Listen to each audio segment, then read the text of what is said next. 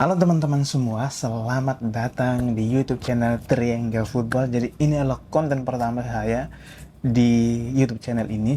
Jadi YouTube channel ini itu akan berfokus atau juga membahas mengenai sepak bola ya, tentang pertandingan sepak bola. Kita bakal ngebahas mengenai pertandingan sepak bola, kemudian transfer pemain dan juga hal-hal yang terjadi dalam sepak bola. Karena memang saya tuh suka nonton bola. Saya juga senang bermain bola, tapi saya bukan pengamat bola yang profesional. Saya cuman orang biasa yang suka nonton bola, suka bermain bola, dan suka ngomongin bola. Jadi ini adalah konten olahraga, jadi konten obrolan sepak bola. Jadi ini adalah konten pertama saya. Jadi pokoknya teman-teman tahu lah, YouTube channel ini tuh bakal mengarah kemana itu. Jadi di video pertama ini kita bakal ngebahas mengenai uh, pertandingan Euro 2024 kemarin yang terjadi antara tuan rumah dari Euro 2024 Jerman melawan Skotlandia. Jadi tanpa memperpanjang kata, kita bakal masuk aja ke episode pertama dari Olala, obrolan seputar bola mengenai pertandingan rekap dari Jerman dan juga Skotlandia di Euro 2024. Let's go. Oke guys, jadi pertandingan semalam di acara pembukaan Euro 2024 di Jerman antara tuan rumah Jerman melawan Skotlandia itu pertandingannya lumayan berat sebelah lah ya, kalau saya bilang ya. Berat sebelah karena apa? Karena memang Jerman tuh mendominasi banget jalannya pertandingan gitu. Jadi kalau kita lihat penguasaan bolanya aja itu Jerman 73% dan Skotlandia itu hanya 27%. Jadi, dan juga akurasi umpannya aja Jerman tuh 94%. Kemudian Skotlandia itu cuma 76%, jadi jauh banget gapnya. Kemudian jumlah tembakan juga Jerman 20 dan Skotlandia itu cuma satu. Nah, untuk on targetnya dari 20 itu Jerman 10 tembakan shot on target. Jadi itu bisa dibayangkan gimana Jerman menggempur Skotlandia, dan untuk Skotlandia itu shot on targetnya nol, nggak ada sama sekali. Jadi dari statistiknya ini aja kita udah tahu kalau Jerman betul-betul mendominasi pertandingan tadi malam gitu. Meskipun Skotlandia ya, kalau kita lihat para pemain dari Skotlandia itu banyak isi pemain-pemain bagus gitu. Misalnya untuk sayap kiri, back sayap menyerang kirinya itu ada Andy Robertson, salah satu pemain Liverpool dan juga bagus banget.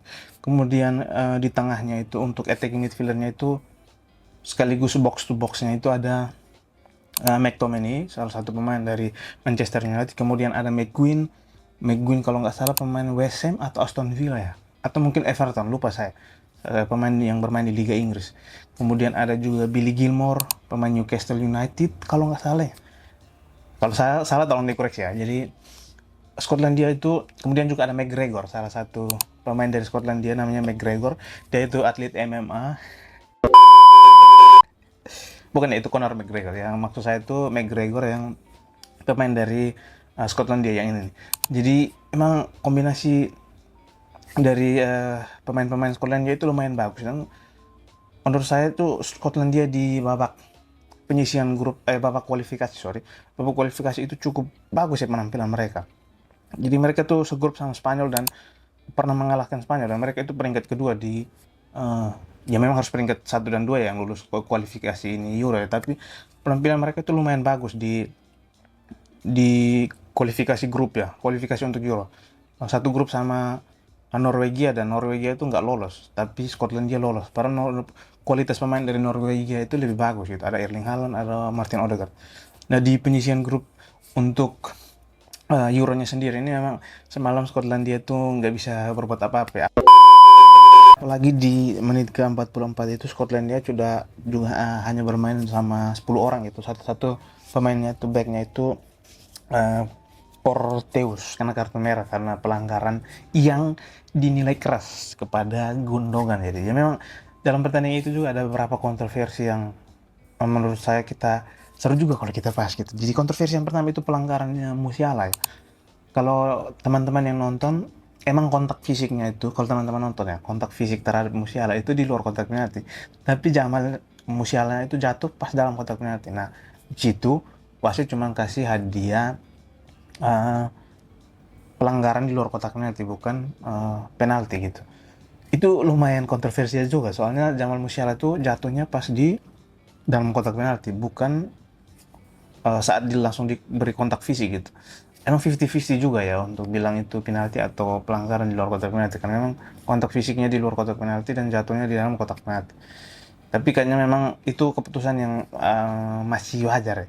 Nah, untuk pelanggaran dari LK Gondongan, dari hasil rebound bola, sundulan dari salah satu pemain Jerman, kemudian gagal di follow up sama Kai Havertz, dan kemudian bolanya jatuh ke Gundogan, pas mau di shoot di tackle sama Porteus. Jadi wasit menilai itu pelanggaran keras setelah ada review dari VAR gitu. Jadi dinilai pelanggaran keras dan dihadiahi penalti. Itu sedikit kontroversial karena nggak disangka-sangka. Banyak komentator bolanya aja bilang nggak disangka-sangka dikasih kartu merah gitu. Kalau penalti mungkin masih masuk akal gitu. Tapi malah dikasih hadiah penalti. Kemudian kita tahu kalau pertandingan semalam itu yang bersinar tentu aja pemain-pemain muda ya. Dua gol di babak pertama itu dicetak oleh dua pemain muda Jerman yang sangat bersinar tahun ini, yaitu Wirtz dan juga Jamal Musiala. Jadi memang ajang Euro kali ini tuh kayaknya memang lebih dilihat kayak ajang Euro untuk pemain-pemain muda gitu. Meskipun di dalam Jerman tuh ada Toni Kroos ya, pemain veteran, dan juga Thomas Müller ya, pemain-pemain veteran yang mungkin ini jadi Euro terakhir dari mereka. Tapi untuk semalam itu memang pemain muda tampil gemilang banget. Apalagi Wirtz dan juga Musiala. Musiala itu memang tampil sebagai creative playmaker yang menciptain peluang dan juga create space yang bagus banget untuk membuat pemain setimnya itu bisa membuat shot on target atau juga membuat arah penyerangan semakin bagus gitu. Jadi Jamal Musiala dia juga kan yang ciptain peluang yang akhirnya hanya jadi pelanggaran di luar kotak penalti gitu. Nah, tambahan lagi untuk Jerman itu memang kokoh juga ya. Di belakangnya ada duet dari Rudiger dan juga Jonathan Tah. Jadi dua back ini benar-benar tembok kokoh ya di pertahanan belakangnya Jerman. Meskipun Jerman itu karena memang tuan rumah kan, mereka kan nggak kualifikasi itu. Jadi mungkin banyak orang yang nggak terlalu melihat bahwa Jerman itu bisa menjuarai turnamen Euro kali ini, karena memang favoritnya itu kan Inggris, Portugal, kemudian Prancis. Sorry, Inggris, Prancis, Portugal, kemudian Kroasia ya. Jerman emang nggak terlalu masuk dalam hitungan, tapi semalam dari pertandingan mereka itu benar-benar Jerman patut diperhitungkan gitu.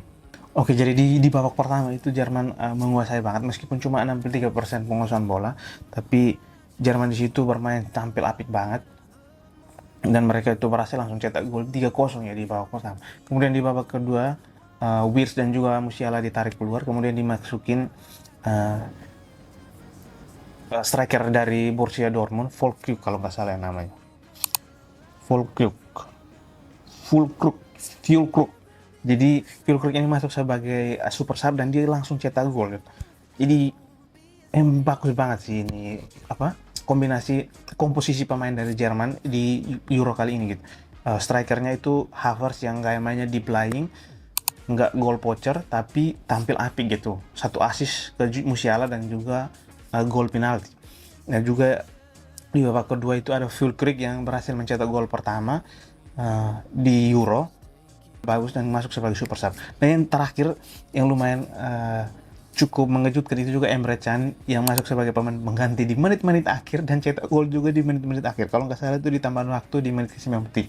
Luar biasa banget sih permainan Jerman semalam, dan memang patut untuk diacungi jempol dan juga patut untuk diperhitungkan Jerman di Euro kali ini. Apalagi kan faktor tuan rumah juga sangat-sangat bisa memberikan daya juang tambah gitu.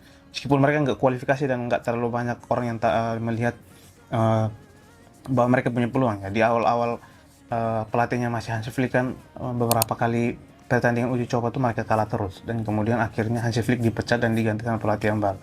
Nah, itu jadi salah satu hal yang bikin Jerman itu nggak masuk dalam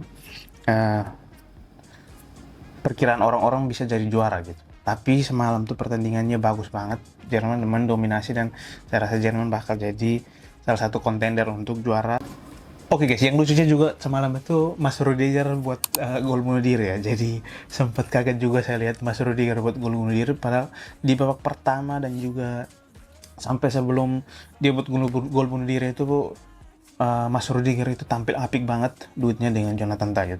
Susah banget untuk ditembus.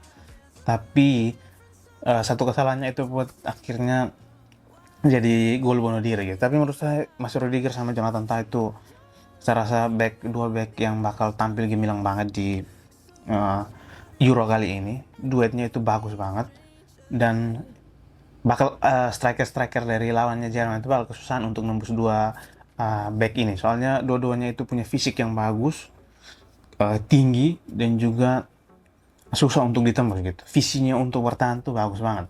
Jadi saya rasa Jerman ini punya peluang besar dan setelah pertandingan semalam itu Jerman bakal masuk sebagai kontender untuk juara Piala Eropa.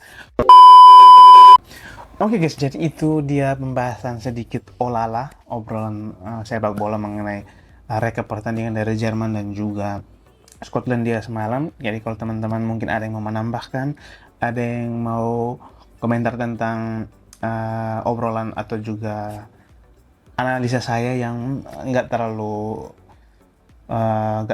apa gitu kurang, mungkin teman-teman bisa tambahin di kolom komentar, kita bisa diskusi di kolom komentar. Kalau teman-teman semua suka, jangan lupa untuk like dan subscribe, komen kalau ada masukan dan saran. Kita ketemu lagi di video selanjutnya, bye bye.